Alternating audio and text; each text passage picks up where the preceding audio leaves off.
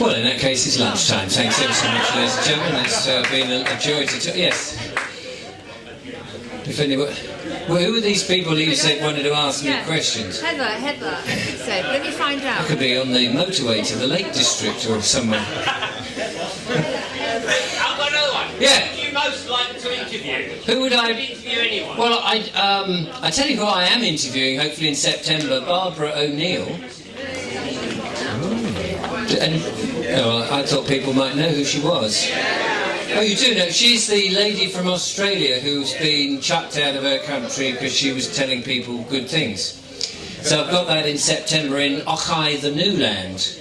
Got to drive up to Scotland. Yes? The question you asked now, that's what you were here for, right? Yeah. What was the question I asked when I was doing my dowsing? I'm not really a dowser. No, those big posts, those iron posts, I was just mucking about. Yeah. They're about a metre or two long. I've never seen a dowser with... Yeah. I was just trying to be entertaining in the morning. Note the word trying. Yes. I was wondering... Jill. It's Jill, isn't it? Yeah. You interviewed Robert Odek about the AI stuff. Yes. With the notice writing and everything. Yes. That was really interesting. Do you think you could get him in the Clever Club thing to put his angle in there? I don't know whether Karen's asked him, but it would be... I would like to. I'm going to go and see him because we had a great rapport afterwards. We chatted for about an hour after the interview because I was interested in how it worked and his background and stuff. And I thought, oh, you're an interesting man. And then I was hoping to see him when I was down at the Great Reset in Swindon that he was on and I was on. But unfortunately I had to go off to see a farmer about milking some cows. So I hands on the old teats. It was good. Because we want to do that. Yeah, absolutely. But yes, I will ask him. In the mix. Absolutely. I think there's a load of people. It would be lovely as the show continues to get more and more different voices. Definitely. The interesting thing about that AI is we had a bailiff come round, big scary letter, red boxes. You know, if you don't pay tomorrow, you're going to lose your grandchild and all that kind of stuff. And we've just come across I could give them a couple of grandchilds. Yeah.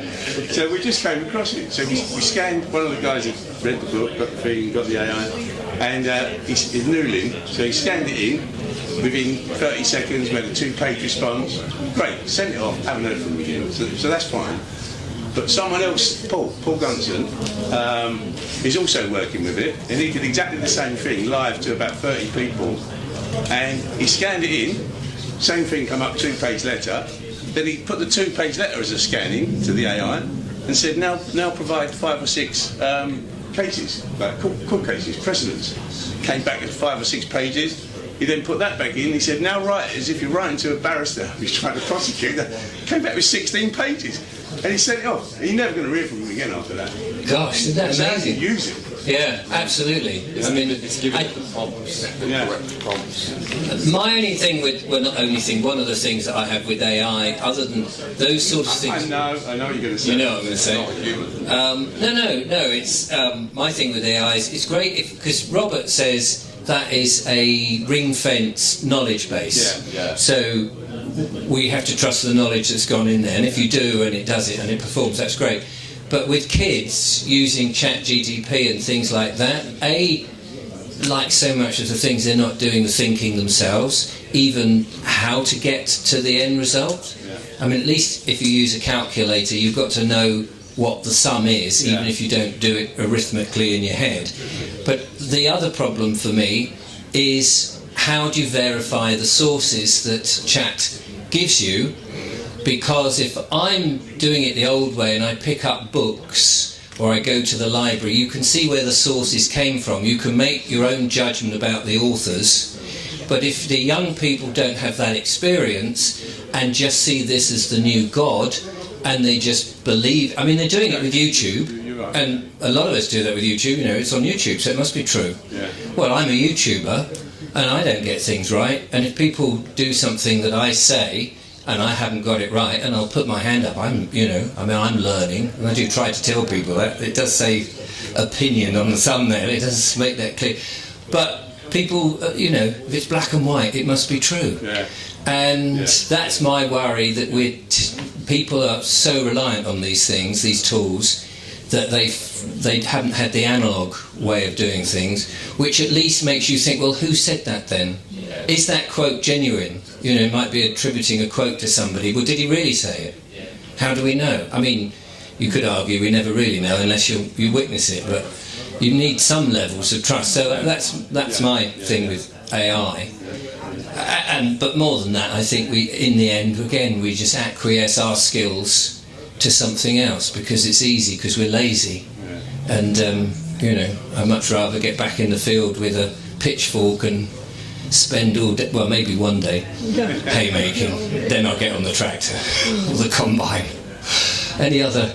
Yes, sir. Because censorship, is there like a subject or a piece of information that you've wanted to talk about on your channel but you've shied away from? Well, that is very interesting because I know, and having had a chat to other YouTubers, they say things like, well, you talked about such and such, if I mention it, I get a strike. And I said, yeah, but why is that then? And they said, well, it's the smaller channels are now getting the strike because they don't want them to gain a foothold. Some of the larger channels, and I'm sort of creeping up, I mean, you know, it may seem large, 200,000 subscribers, but my views are like pitiful at the moment. But then you've got people like Russell Brand with 6.5 million, so there's a huge leap between him and me, of course. And I say things, and then people would say, oh, well, that Richard Vobes, he must be a shill because he's managed to say such and such and got away with it. And I don't know why I managed to get away with it. There are subjects I won't touch because I know nothing about it and I'm totally ignorant. So things like the Middle East and Ukraine, I've just not talked about any of that. Also, that really is divisive, and I think if you put foot wrong, even accidentally, you can be slated, and you see people taking sides. And the only people I take sides with are the innocent people who are being bombed. You know, the ones that chose not to go to any kind of war, who are always the victims. I was a bit nervous about child stuff and the paedophilia. And then we did have Kimberly Isherwood on, who was talking about how that's in the schools, and she held no grounds, and she just went for it on the show, and I thought, oh God, we're going to get a strike here. But I don't censor I just say if you can avoid saying anything you think will be too much. I don't censor them other than just a very mild conversation, and I'll put it out, I'll chance it, because I do think it's important that what they say is heard, even if it's only heard by a small amount of people. And then on the other hand, what will be, will be. And if there is a higher self that's guiding the channel or making it stay, it will hopefully do that. If it doesn't, then perhaps we're not supposed to do that. I just know it's a smarmy way of getting out of it. Other subjects, I handle most of them. Some I'd like to come back to, but really and truly, with the ones that I don't fully understand, I need to get an expert or somebody who has it, so I can be the nodding dog and go, oh, that's interesting, oh yeah. I did have a lady who was channeling aliens, and that was interesting. I'm seeing other channelers, and I don't know what I think about that. Because in my journey, you see all these things that are outside of us, you know, and I'm not knocking anything, these technologies that work, but then you hear, well, everything's vibration and it's all consciousness, and I think, well, ultimately it's us that does it. It's not all these other things, whether they be minerals, rocks, drinks, you know. I just think, well, it's got to be us. If it's vibration and what's the other thing? Energy. Thank you. Forget half the time. If it's vibration and energy and consciousness is the key thing, then all these other things are just there to help you. But ultimately, a bit like ChatGPT, you know. But ultimately, it's down to us, isn't it? And our consciousness. And I see that the same with the religions and the meditation and all those sort of things. Ultimately, it comes down to us, because as far as I understand myself, there is only me. and you lot could actually just be mirage. I have no idea really, because I can't get, very nice mirage, by the way, just to let you know. But a mirage nonetheless. So I don't know is the answer. So the things I'd like to talk more about is the spiritual journey, but I find that also can be quite divisive, because some people will adamantly that we've got it wrong. Some people will say, no, you're not going far enough. Other people will be religious people, or people who will, and I get this quite a lot, send me cherry-pick quotes from the Bible, very much a lot of revelations. And I think, I don't know, have you just found the phrases that suit your argument, or is that, I'm not critical about them, but I never quite know really. Perception, isn't it? Perception, yeah. And one person's reality is not necessarily another. I just try to apply a bit of what I think is common sense and some form of logic. Does it compute with me? And I hope that other people do. The other thing is, not everybody's ever going to agree, and I don't care whether they agree or not really. I mean, I'm happy to listen to the opposing view. But these days, people who have an opposing view call you names. That's their opposing view. So it's like, well, I'm happy to, listen to your argument. And for example, the chemtrails things, I think there's a chap called Jim Lee. Don't know if anyone's heard of Jim Lee. Who, I was sent this link the other day, and his idea is that it's all the pollution of the oil-based fuel that's in the atmosphere is really what's causing it. It's not actually anything being seeded. I didn't spend a lot of time researching it, but I thought, okay, that's an interesting idea. I don't know that I personally believe that, and I would happily have him on the show to say that. What did he say about the shit coming back out of the aeroplane? Well, this is it. I mean, he was being interviewed by some ex-airline pilot who was on his show and saying this is all a load of old nonsense, blah, blah, blah. But then you go, well, okay, that's another point of view. But we've all got to make up our own. I mean, I'm not going to shout them down and say they're shills or they're this, because I haven't a clue. And maybe part of it is that. Maybe there is a lot of pollution up there which is causing something. But I personally see it outside, and you see all this sort of crisscross thing, and you see the effect, and 2 and 2 to me still make 4.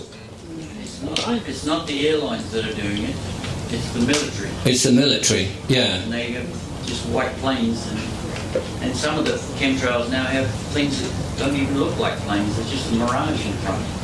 Yeah, well, All sorts of funny stuff going on. we don't spend enough time looking up, but then people never used to look up. I used to do this Heritage Landscape and Nature channel, and you'd say, walk down the high street and look at the buildings. Don't look at the shop fronts, which are these horrible big plate glass things with awful brand names. Look at the age of the building. You suddenly realise, oh, my town is actually quite old. Unless you're one of these new 15-minute city towns.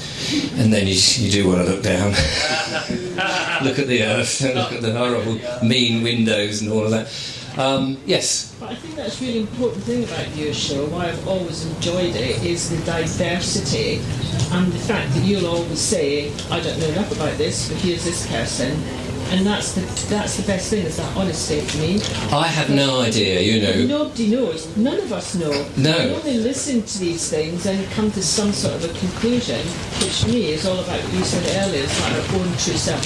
What is true for me right now in my heart? I might change that tomorrow. Well, I do wonder whether the cabal themselves know what's going on. I mean, what started many, many, many millennia ago and has added on, it does seem to me as if the recent bunch have started to read their own publicity and have gone down the rabbit hole themselves and go, oh yeah, we're the bad guys, that's right, we've got to do terrible things, and they want to see the results much quicker. In the past people were patient and go, that's fine, my grandchildren will see the result of this I'm implementing.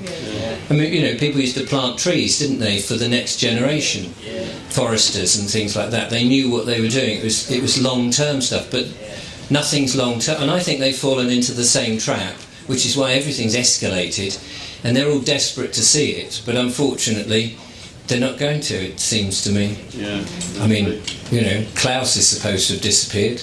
The King's got... I mean, when did the royals ever admit that they had cancer? Exactly. When did they ever... And Kate's had a mysterious thing, and we're just waiting for the announcement that that's gone wrong. And then the other royals have stopped their duties. So somebody said, well, they've obviously all gone into their bunker because they know what's about to happen, or they've been taken away. All I know is you're not seeing all the pictures and all the nonsense that we used to get. Hello magazine. I mean, not that I get Hello magazine. I get Bye Bye magazine. Bye Bye Royals magazine. It's a good one. But I don't see any of that. I mean, I don't watch the television. And to me, that's the other thing. Let me just say this as a final thing, because I know you all have lunch.